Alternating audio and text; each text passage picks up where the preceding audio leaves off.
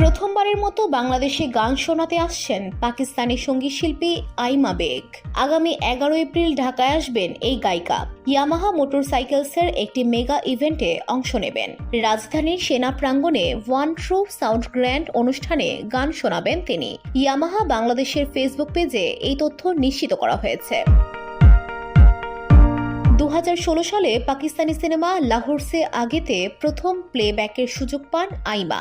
প্রথম সিনেমায় 3টি গানে কণ্ঠ দেন তিনি। কালাবাজ দিল গানের জন্য লাক্সস্টাইল অ্যাওয়ার্ড এবং গ্যালাক্সি ললিউড অ্যাওয়ার্ডে সেরা গায়িকার পুরস্কার পান এই গায়িকা।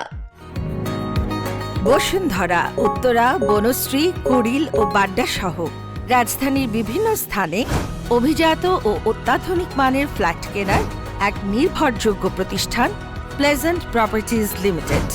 তাই আপনার স্বপ্নের আবাসনের জন্য আজই যোগাযোগ করুন। Pleasant properties limited, where destiny matches eventually.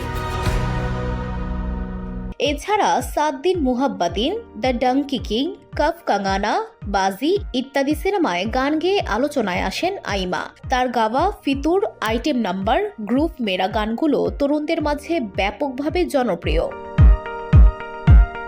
Coke studio পাকিস্তানের 2017, 2018 ও 2019 তিন মৌসুমে গান গেয়েছেন আইমা। এছাড়া 2022 সালে পাকিস্তান সুপার লিগের PSL সপ্তম আসরে আতিফ আসলামের সঙ্গে আগে দেখো ও গত বছর আলী জাফরের সঙ্গে খুলকে খেল থিম সঙ্গে কণ্ঠ দিয়েছেন Aima. VOD Bangla news desk.